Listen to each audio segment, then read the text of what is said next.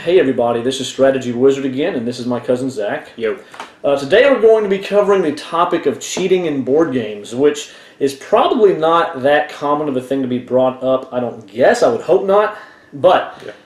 I have seen enough on Board Game Geek that makes me realize that apparently there are some serious issues here. So, have you ever known anyone to cheat whenever you're playing? Me. You're the cheater? Absolutely. Absolutely. Particularly, there's a famous story that my parents would always cheat in spoons. They'd kick each other under the table whenever they're fixing to go out. Yeah, it's a thing. Cheating is a well-known thing. Mostly, any game with cards, the chances of cheating are immense. And some games are more prone to provide the opportunity than others. Now, I'm going to start off by saying that I hope that whenever we're playing a more serious game, that people know, don't cheat. Because it takes away from the experience. Yeah, don't be the guy. Don't be the guy that's cheating. I mean, I joke about it, but realistically, there's a difference between, there are differences between cheating and abiding by the rules to the fullest, I believe. Well, and the thing is, if you're playing, part of it depends on who you're playing with and how comfortable you are with stuff like what he's talking about with the spoons thing. That's almost, it borderlines on not cheating depending on who you're playing with. Yeah.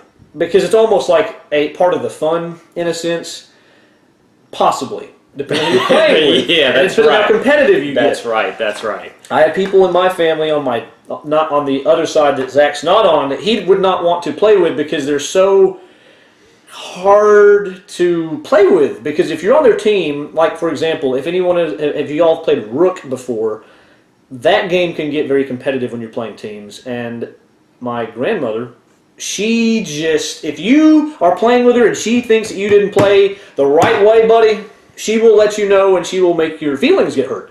Because she wants to win, buddy. She wants to win. So whenever you play with people like that, you should, or even people who are like me, I'm not hyper competitive, but whenever I'm playing a game, I want to be able to trust that people are going to play fair. That's right.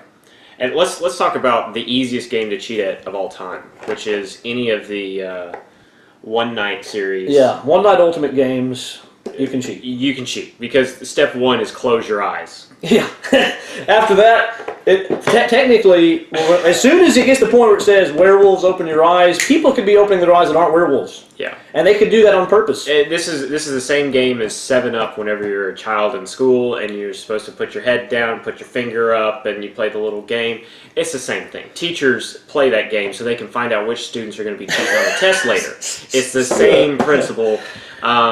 You can really find out who your friends are and who your cheating friends are by playing anything in the One Night series very quickly. Yeah, because almost every single point in the game, someone can do something wrong. Even if you wake up when you're supposed to, like let's say, in my case we have the witch. The witch opens up in Ultimate Daybreak, and she can look at a tile in the center, and then if she does, she has to give it to someone else or herself.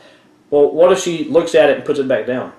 Yeah. No one would know that she did that. Exactly. Now, One Night Ultimate, I'll say this. It's one of those games that's so lighthearted that if someone did cheat, it's not the end of the world. Most of the time people cheat because they don't remember how to play. Exactly. And it doesn't necessarily change the outcome, to be honest, because we actually just played with my son Nathan, and Nathan messed up somehow. I don't even know what he did wrong exactly, but I know he didn't do the right thing. But we still beat him. We still won because we were able to do enough to where it worked out. But still, if you're playing a game that's so easy to cheat, is it really worth it to cheat and cheapen the experience? That's my thing. Yeah, you're cheapening the outcome. Yeah, especially games that are easy to cheat. Now let's talk about games that are harder to cheat at. For example, there's two that come to mind. Which, for one, cooperative cheating. Let's start with cooperative cheating. So games like, for example, Elder Sign. This one, I have a problem with this game, and I tell everyone I hate these kind of cooperative dice rolling games, because what ends up happening is everyone just agrees to cough cough, we rolled it again, and I can't do that. It drives me crazy because they're like, well, we're not going to lose. I mean, we spent 4 hours playing this. We're not going to lose now. In all fairness, Elder Sign doesn't take that long. But he is right, and I'll admit that with games like this, I am somewhat guilty. If everyone else is kind of like, yeah, I don't think we should have got that unlucky. Maybe we should get a free roll. I'm like, yeah, okay. Let's just do that again. I mean, because in a cooperative game, I feel like if everyone agrees, no one's hurt. But it cheapens the experience. I, on the other hand, feel like you should set the rules before you start playing. It's kind of like back in grade school when you had those games that you would just make up as you went. You know, it's like, well, no, you're out because you didn't do the thing with the ball, and it doesn't make any sense. I don't like changing the rules halfway through the game. It just doesn't. And even though I am vulnerable to the cooperative cheating, I agree with Zach. Ideally, I want the rules to be followed to a T, because the way I look at it is, there's a rule book in here for a reason. The designer came up with a system that they think works to be fun and fair and reasonable. And maybe it's not even fair. Maybe it's actually meant to be super hard in some of these cooperative games. Because I want to tell you, whenever you add, I don't even know where it is, but it's somewhere in here, the one of the expansions for Elder Sign, I think it's the Gates of Arkham. It increases the challenge level to a point where it's just punishing. I mean, it is just miserable. And I've played it solo and lost several times to the point where I was like, do I really want to try this again? But when I'm playing by myself, I find it a lot easier to just play fair, because there's no pressure. There's no peer pressure to kind of fudge the rules. Yeah, everybody's not trying to jump in and go, oh, whoa, you can't seriously be doing that. And I will say, one thing about these cooperative dice rolling games and other games like this, there's a lot of people that, that you'll have one, I don't say alpha player, but there's one player who realizes what's fixing to happen and goes, no, honey. You're not doing that. Yeah. You're going to do this because I'm going to dictate your turn, because otherwise we're going to lose. Yeah, and usually they're right, but that doesn't necessarily mean that the game's being played. The game's being, manipulated. Yeah. Now, let's keep the ball rolling. Games that are that we find hard to cheat, but theoretically possible. Okay. Our favorite? Yeah.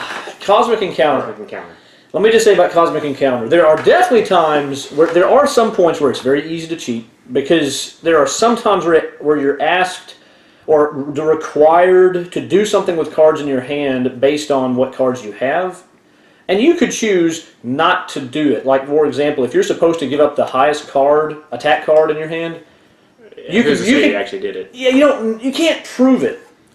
So unless you have a moderator walking around, but then that cheapens the experience too. And this one's important to me, and this is part of the reason why I wanted to do this video, because on Board Game Geek there was a big thread about cheating in Cosmic Encounter in particular, and someone basically saying that the game is bad. Maybe I'm not exactly quoting them, but that it's not good because it allows for cheating. And see, I wouldn't say that it allows for cheating so much as if you're playing with cheaters are going to cheat. Exactly. And, he was basically... It's no different than poker. Yeah, I mean, in poker... If you got aces up your sleeve, you got aces up your sleeve. And even stuff like Go Fish, it's a kid's game, but you can cheat. Someone says you got a 7 and you say no, and you're really holding one. I mean, how does someone know that that you're lying? And then you might end up having to draw later, and you can say, oh, well, that's where I got that 7 from. I drew, even though you didn't. Yeah. There's tons of games that allow cheating, but this guy was acting like the fact that Cosmic Encounter gave people that chance was a serious flaw. In my opinion, if I'm going to be playing board games with people, I'm going to be playing with people I trust. Generally, yeah. I mean, you're not always going to have that opportunity, and sometimes I play with strangers, in which case I really don't know if they're going to do. But I just got to have this idea that, for the most part, no one's going to try to cheat. And part of the reason I feel that way is because I assume people are like myself, and they're not all like myself. Well, and usually if you're playing a game this big and this thorough, you tend to not be a cheater. Especially because everyone kind of has the idea, we're putting in a lot of energy and time. We don't want to cheapen it. And who wants to win by not playing fair? Yeah. That makes it to where your victory is very hollow. Yeah, very. Now, let's talk about some more physical cheating. For example, things like your good old operation game here. This is taking everybody back. So, what happens when the buzzer doesn't quite go off, but you touched it anyway? And you know it. And no one else noticed. Yeah, it's one of those things where this can get multiplied throughout many other games too. We were talking about the Game of Thrones game where you're supposed to have these little power tokens, and maybe you just sort of kind of palm a couple back your way. Things like that can happen, but they're not supposed to happen. They still do. And the simple fact of the matter is, if you're playing. I have to go back to the whole Cosmic Encounter thing. Game of Thrones is a big one, just like Cosmic Encounter. It's a long game. Yeah. Game of Thrones is way longer than Cosmic Encounter. You're investing the time. You're making plans. You're strategizing. Yeah. Whenever you're willing to break the rules to win, all that effort you put into it is meaningless. Yeah, it's worthless. You ruined the game for everyone. Because now you don't know if you won because you did that one little cheat. Yeah. And if that's why you won, do you really feel good about that victory? An operation, even though it's super simple, it's super quick, the thing is still there. Yeah. If you admitted, you know what, I did bump it, you might lose. And if you win because you didn't say it, do you really feel good about that? Yeah. Especially if you're playing with kids. Boy, you really ought to feel bad. Yeah, you should feel bad. You should feel bad. Now, some of these others that you got pulled out, I don't really know a whole lot about. Dark Moon you do know enough to get the idea. Dark Moon is a game first of all, I hope to review this soon because not everyone at this table agrees with me, but to me this is way high on my list because I like the social deduction style game, and this one does it in a way that is super unique to me. You roll dice behind a screen. And you choose what dice to put. So the point of that is it makes it to where you can bluff. You can say, oh, that was the highest thing I had. That's the best I had. Sorry, guys. And really, you're a bad guy, and you're actually playing your worst one. Point being, what is to keep someone from, as they're reaching behind to grab their die, they accidentally bump it over to something that they really want it to be, and then play it. You can't know if someone did that or not. And in a game like this is one where, again, the opportunity for cheating is kind of presented to you on a silver platter. Yeah, and it takes an hour to play. And because it's social deduction already, you're already trying to be deceitful in the sense that you're trying to hide the fact that you're a bad guy. Are you really going to break the rules in a game that's trying to allow you to be deceitful anyway? I mean, you're given the mechanics. Yeah. You don't have to add to it with your own shamelessness. Yeah, exactly. But some people might do it, and I will say that would cheapen this big time. Any game with social deduction, that would cheapen it insanely bad because it defeats the whole mechanism of the rolling. Yeah. You can't control what you roll. That decides what you're allowed to do, and it could make you look bad when you're not, or it could make you look good when you're not. Why would you mess that up? Yeah, because then you end up with super bad guys, or super good guys, or super good guys, exactly. And then it just ruins it because then you can't actually learn anything about who's who because you're changing what your options are. That's right. Games like that, please. I just have to say, I would really hope no one does it in this kind of game. And I don't think they should do it in any kind of game, but this kind of game really, that just, it just gives icky feeling all over just thinking about it. Another physical cheat was you were talking about Stratego with the classic shields being a little see-through. Too thin. Yeah, which these are much better. Yeah, I actually have a pretty high quality version apparently. But things like that where maybe the cards are a little thin, you kind of see through. Or they're marked a little bit from wear and tear, and maybe you remember that one card had that little thing. You've played that game too many times, and you kind of know what somebody else has. For me, because I do like to not cheat, I try to not notice those things. I purposely try to avoid it because guess what? It literally ruins the game. The whole point of Stratego is that you don't know what I can't even find it to know what it is myself. You're not supposed to know what that is. If you can see through it, like I said, this one you can't. But back in the day I've played, you could see through it and you could make out what it was. Mm-hmm. That literally defeats the mechanism of the game. The main mechanism that makes it fun. You just took it away. Yeah. That's not good. Don't do it. Yeah. Okay, here's another one, little bitty one that y'all saw. If you've been following me, you know I unboxed this recently. Or have I even posted that unboxing? I don't even know if I've posted the unboxing. If you haven't, it'll be here. By the time I post this, I will have posted this, more than likely. In this one, one player is moving around on the board where they can be seen. Little bitty tiny board. Micro board. But the bad guy is using this dial to move secretly. I don't know how well you can see this. I'll move it a little closer. But you can move the dial to show what space you're on the outside of that grid. What's to say that you might fudge it a little, because I'm not in a good spot. Well, now I am. You could do that easily. And the other player has no idea. Because they're never allowed to see this. This is why, I will just say, game designers assume you're not going to cheat. Whenever they make a game like this, they're assuming they're not making the game for cheaters. They're making the game for people who want to enjoy the experience. Because guess what? Winning is not what's most important. No, it's having fun.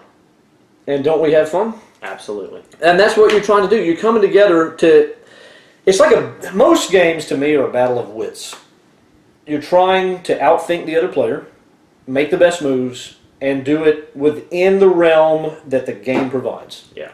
And I've found that most of the time, the games that allow you to cheat are usually going to be party games anyway. Yeah, or in the case of Cosmic Encounter, they're games that are unique and special.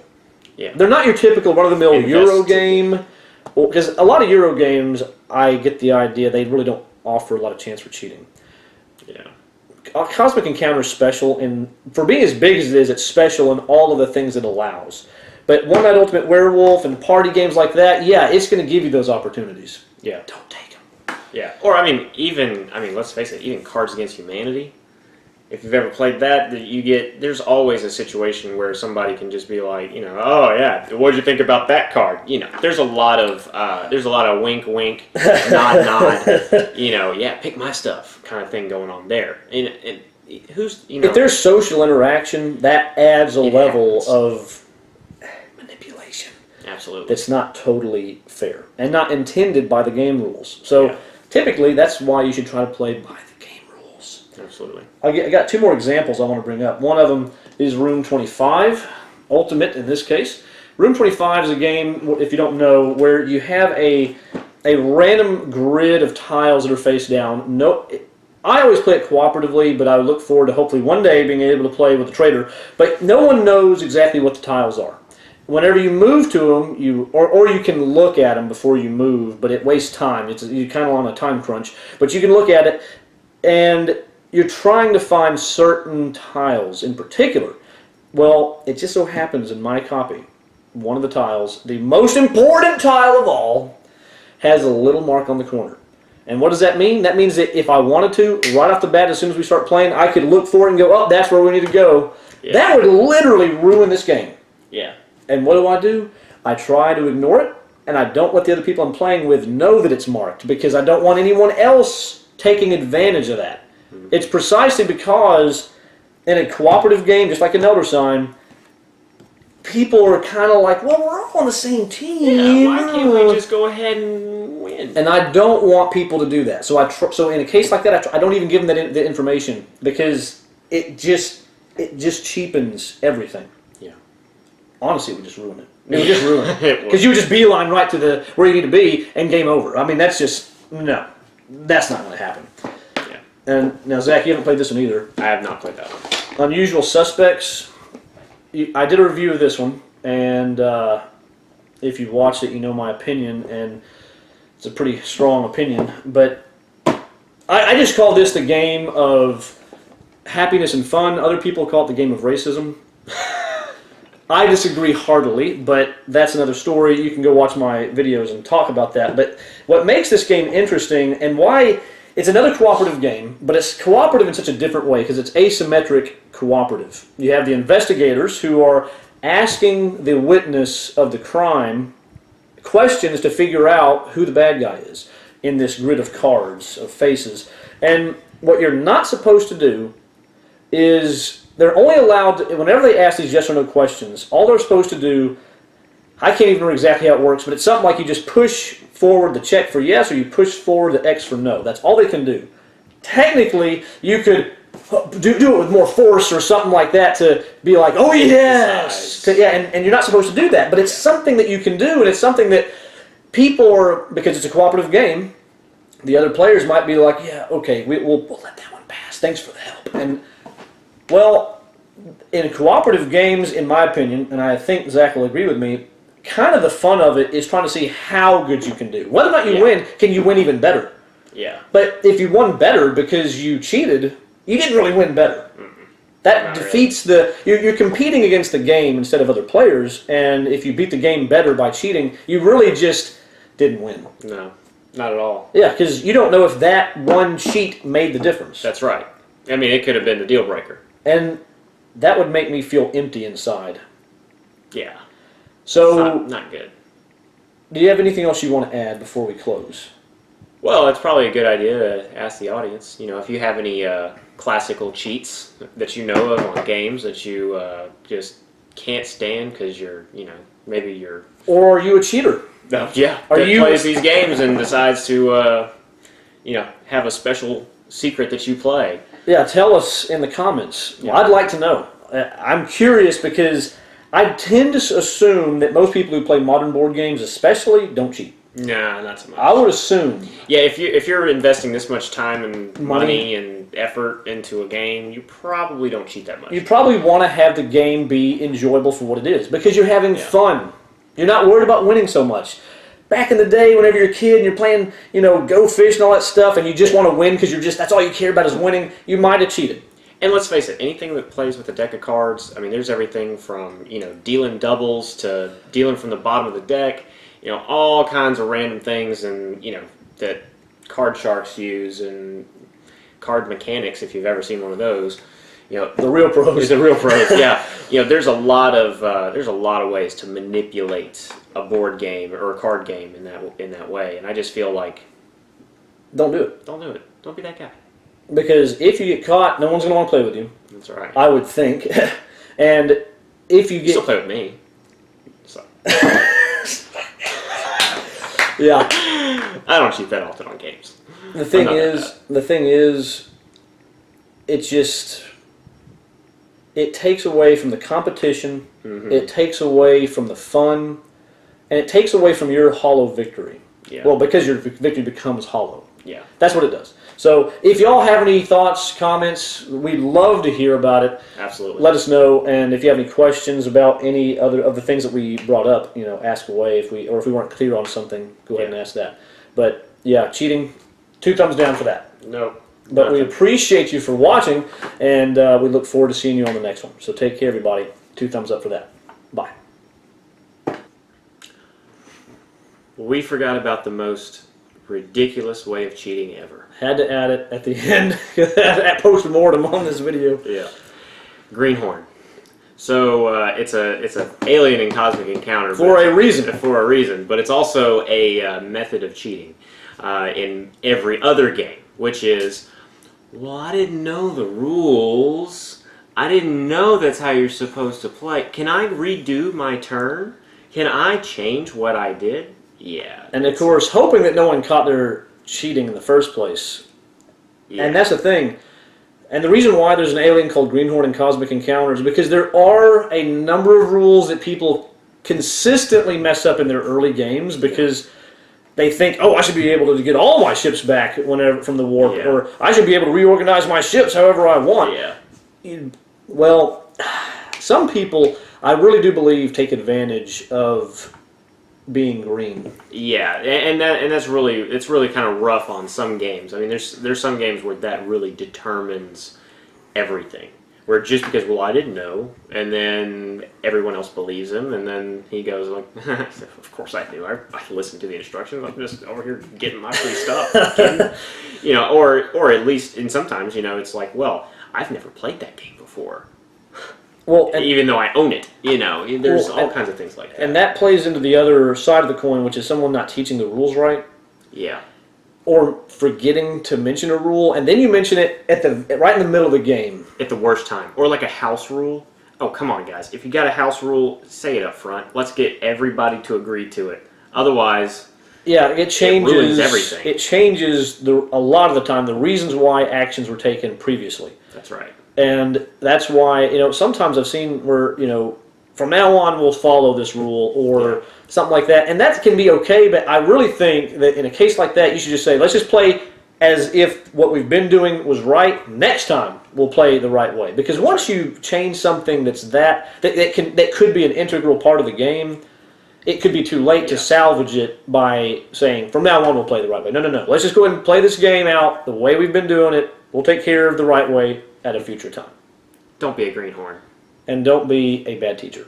Which I've made mistakes before, but hey, just stay safe and stay fair. Okay, let's do that one more time. See you next time. Later. No, I can't card flourish. I was going to be like, yeah. nah, that ain't happening. Magic.